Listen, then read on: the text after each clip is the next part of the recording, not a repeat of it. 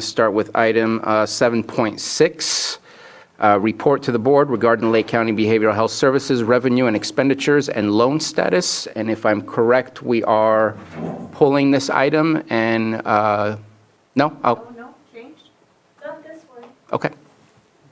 All right. Please come on up. Thank you. And we have Director Jones and her team.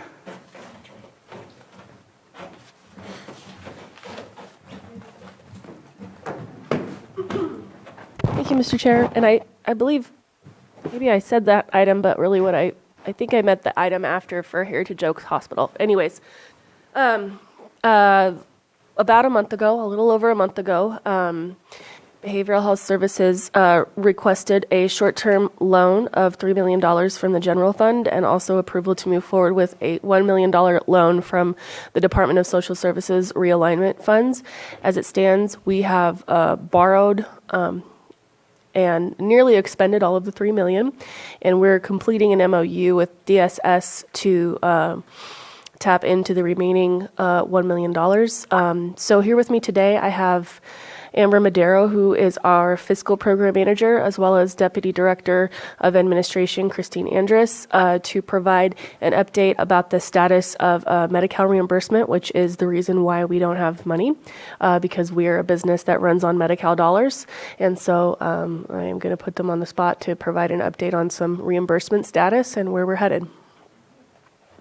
So according to Cal Mesa's billing overview dashboard, total billed successfully, which means claims have went through to the state, totals $4.5 million for mental health. Total with payer decision means the state's adjudicated the claims. We should be receiving money is $1.4 million. So as you can see, there's a discrepancy between those two numbers. Total that we've received of the $4.5 million is $1.3 million. So that is what's actually been received back from the state. We've been able to post the payments. That's for the mental health program.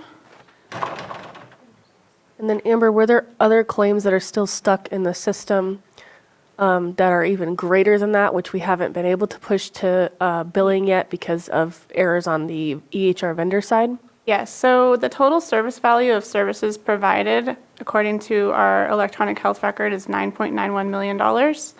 Total charges is $8.3 million. Total charges that have no errors is $8.27 million. So a lot of that discrepancy between what we've received and what is valued by the state is related to the issues with their system, not reading the claims properly. There's around $11,000 of charges out of errors that we've built up that are being currently worked on by accounting staff to correct errors. First, the SUDS program. We have $5.94 million of total service value. Total charges is $5.93 million. Total charges with no errors is also $5.93 million. So that's it's a little bit easier, less complicated service errors to fix. Total billed to the state for SUDS is $3.9 million. Total with payer decision is $432.5 thousand, and we've received $412,000 of that. And that is for the period of July 1, 23 through 4/22/24. So as you can see, still a significant delay in what's being held up and what's been reimbursed to us. We did receive a couple of large reimbursements, and that had given us some hope, like, okay, it's starting to flow. They're starting to get the issues fixed, and it's halted again. So I have drafted an email. We've been speaking with executive team at the Department of Healthcare Services, so their Director of Finance, Chief of Medicaid staff, who are responsible for this, who are happy to point out to us that we're in the same boat with all other counties. And so there's definitely some advocacy that's going to be coming forward again from our department, probably involving California Behavioral Health Directors Association, as well as potentially CSAC. I do not personally feel that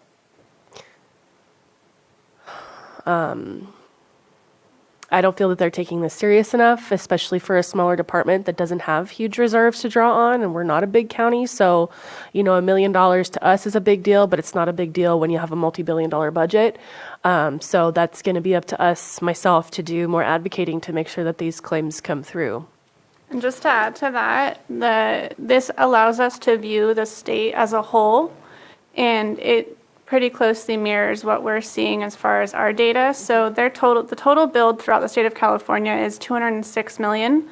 Total with payer decision is only $70.7 million, and of that, only $35.5 million has been paid to the counties in California. I believe that was the bulk of our presentation, so happy to address any questions to the best that we're able. Are there any questions or comments? I do have a question for you. I know I helped to connect you with Jolie from CSAC. Yeah. And I know you were trying to watch the words you chose. Is it a belief that CSAC is not as helpful in the sense No. that if Riverside was having the same type of advocacy that they would move, or if LA had the same level of advocacy, or is it the state itself?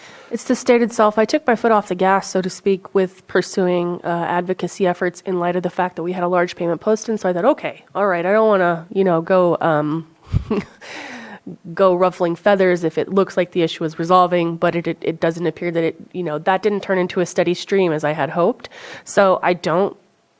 No, it's on behalf of the state, and unrelated to this, but related to payment in general, is the fact that we actually, for our substance use disorder side, which is not the deficit side, again, but could be potentially if we can't get some reimbursements flowing, we're still owed money from the state from 2021 for New Life claims. It's only in air quotes, $500,000, which again, it's easy for the state to put off because that's nothing to them, but it's a big deal to us. And so it isn't CSAC, it isn't CBHDA, it is with the state, and we are just simply not a priority.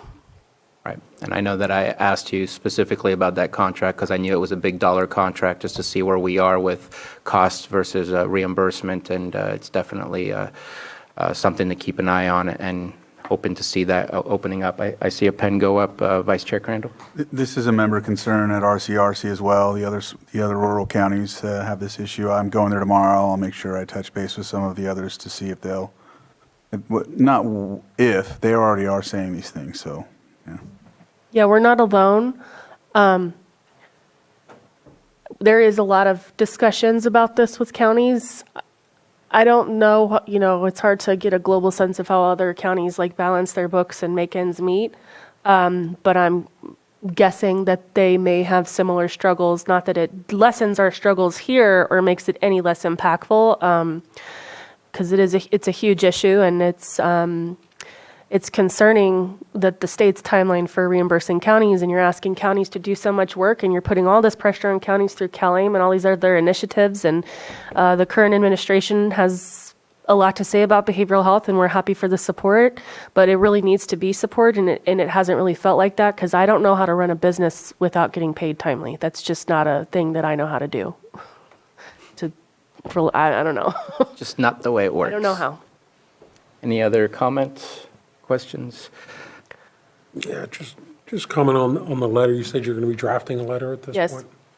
Another one. We've already spoken with Department of Healthcare Services financial executive team. And I do recognize and appreciate that you have to be a very squeaky wheel to get their attention. And so we're going to continue to be that squeaky wheel to the extent that, if we need to travel in person to go meet with somebody in person, if that makes more of an impact, we certainly will. Excellent. And I'd recommend getting the chair involved with that, CAO. Simple phone calls, absolutely, that advocacy definitely helps. Yeah. Showing up at someone's doorstep definitely brings a little more pressure to it. Thank you. Absolutely. Just a quick question, just because I don't have a picture or an image to help me with this. Are we seeing the problem growing as far as the deficit that we're in the sense that we're owed more and more and more per month? Or are we seeing it somewhat shrinking and it just not shrinking fast enough to be able to cover the needs and bottom line of behavioral health? What do you think, I would say Amber? that it's shrinking, but not to the speed or level that I would feel comfortable. Yeah, fast We did, since March, we've received just over 1 million in payments for Medi-Cal on the mental health side. Just a few days ago, we received $1 million check on the substance use disorder side, but the issue that we're running into them with is the issuance of an 835, which allows us to allocate where that payment needs to go. So we're getting this money with no ability to post it to the accounts that it needs to go to, with a response of, you'll receive the 835 in 4 to 6 weeks. So basically, it ties up your money even further because it's essentially a backwards invoice where they're like, here's where you apply those payments to that you billed to. And without that, we can't do anything with that money. So I also believe, I know that the lift with CalAIM payment reform was extremely heavy for us. It was heavy on the state side. And so to me, this is all resultant of that. And just as much as we've been on a very steep learning curve trying to figure this out, albeit as painful as New Life was, that actually put us in a good position to deal with some of this because that was also very complex. The state are also human beings, and I recognize that, and they are also on a steep learning curve. So it just is unfortunate all the way around to I don't want to say the blind leading the blind, but that kind of is what it feels like sometimes. It's been an upheaval for us and for the state, and as far as processing after payment reform. I would say if it's decreasing, that's at least a positive direction. It is. So I gotta take the silver lining where the silver lining is. But absolutely, let's make sure that we keep advocating and keep pushing for that. I know I went to one of the Prop 1 sessions over at the conference I just went to, and the individuals at the table said, here's the list of all the things that have changed in behavioral health over the last 10 years. It would be nice if we could just get a 2, 3, 5-year period where there's no changes, because all of these changes eventually hit barriers because not every change is smooth. And we end up having to change the way we do our work and change the way that we receive the funding and access the funding, and it just adds more hurdles than it's. The idea is to help, but it's also complicating things. So appreciate the update, and it sounds like it's going in the right direction, and happy to keep pushing any way that I can, and I'm sure all of us would be willing to help if that is needed. Thank you, Mr. Chair. I appreciate it. And of course, I want to just give a special shout out, to the CAO's office, Stephen Carter. They're exceptionally helpful, understanding. We have a great admin team, and we will be coming back in a month. Thank you. Anything? One last follow-up question, and tell me if I'm off base here. We do have a lobbying firm, correct, that we brought on board, and that's what they're there for, to lobby on behalf of the county, and this is a big issue for us, so just putting it out there. Yes. Because they can be there, that's why we're utilizing them. Yeah. There was consensus to ask our lobbyist group to look into the unpaid billables for mental health and for substance abuse. Thank you, Substance Supervisor use Simon. disorder. We'll take whatever help we can get. Thank you for that. I'm going to open it up for public comment. Anyone from the public wish to speak on this item? Seeing nothing in Zoom and no one stepping up to the microphone, that will conclude. We did give consensus, and so we will go ahead and move on